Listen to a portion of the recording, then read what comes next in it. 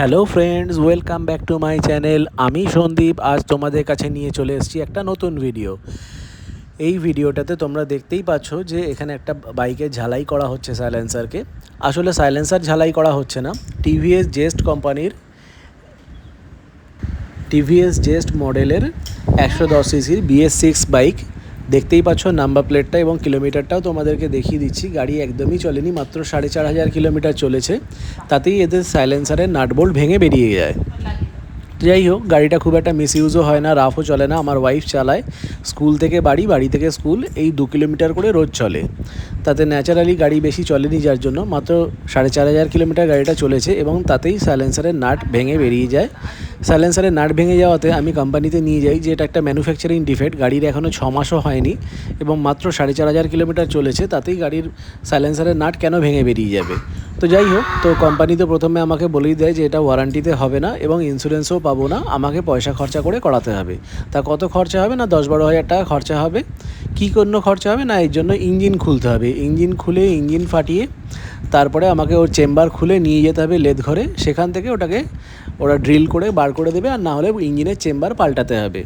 মানে হলো ইঞ্জিন, নতুন গাড়ির ইঞ্জিন অকারণে আমাকে খুলে ফেলতে হবে। ইঞ্জিন খুলে ফেলা মানেই তোমরা বন্ধুরা জানোই যে গাড়ির হাজারো প্রবলেম আসবে। তো আমি তখন কোম্পানিকে বললাম যে এটা তো ম্যানুফ্যাকচারিং ডিফেক্ট, নাহলে 4,500 কিলোমিটারে দুটো নাটবোল্ট ভেঙে বেরিয়ে গেল কী করে।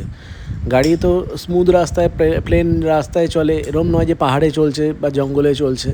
তাই আমার সাথে একটু বচসা হয়। তখন কোম্পানি থেকে বললো গাড়ি জমা দিয়ে যান, আমরা বলতে পারছি না কী হবে। আপনি যদি মনে করেন ইন্স্যুরেন্সে দেবেন, ওয়ারান্টি কোনো মতেই হবে না, ইন্স্যুরেন্সে দেবেন, ইন্স্যুরেন্সের সাথে আপনাকে ফাইট করে টাকা আদায় করতে হবে।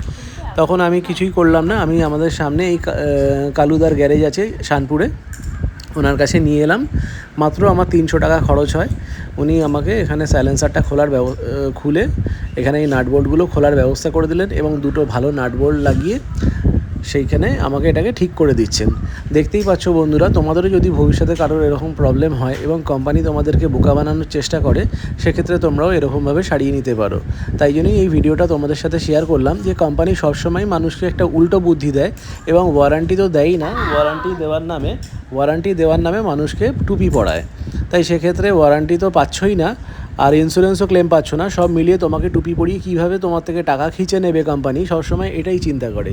সে টিভিএস কোম্পানি হোক, রয়্যাল এনফিল্ড হোক বা যে কোনো কোম্পানি হোক, সবাই এরকম মানুষকে, যারা কাস্টমাররা জানে না বা যাদের নলেজ নেই, তাদেরকে কেন যে এরকমভাবে টুপি পরায় সেটাই আমি বুঝতে পারছি না। আমি টিভিএস কোম্পানিরও এই স্কুটিটা ইউজ করছি। তো ইউজ করতে গিয়ে আমি তোমাদেরকে এটাই ওই জন্য শেয়ার করলাম যে মাত্র 4,500 কিলোমিটারে এদের কোম্পানির প্রোডাক্ট কোয়ালিটি কেমন, যে এরকম সব কিছু ভেঙে যাচ্ছে। 4,500 কিলোমিটার গাড়ি চলে একটা নাটবোল্ট ভেঙে বেরিয়ে যাবে, যেখানে সাইলেন্সারটা রয়েছে দুটো নাটের ওপর, সেটা তো ঠিক নয়। তাই সেক্ষেত্রে এই নাট যেন যদি কারোর ভেঙে যায়, সেক্ষেত্রে তারা প্রত্যেকেই এরকমভাবে সারিয়ে নিতে পারো। দেখতেই পাচ্ছ তোমাদের নাটটা খুলতে তার মিস্ত্রির যথেষ্ট প্রবলেম হচ্ছে, কারণ হচ্ছে নাটের কোয়ালিটি এত খারাপ যে এর গুণাগুলোও ঠিকমতো লাগেনি। যাই হোক, তোমাদের জিনিসগুলো ভালো করে দেখিয়ে দিই। এই যে ঝালাই করে উনি নাটটা বার করেছেন এবং নাটগুলোর অবস্থা দেখতেই পাচ্ছ যে খুব খারাপ। এবং আসল কথা হচ্ছে টিভিএস কোম্পানি যে প্রোডাক্টগুলো ইউজ করে সবই একদম ফালতু বোগাস কোম্পানি ইউজ করে। তাই প্রত্যেককে জানিয়ে রাখলাম, ভালোভাবে দেখে শুনে গাড়ি কিনবে।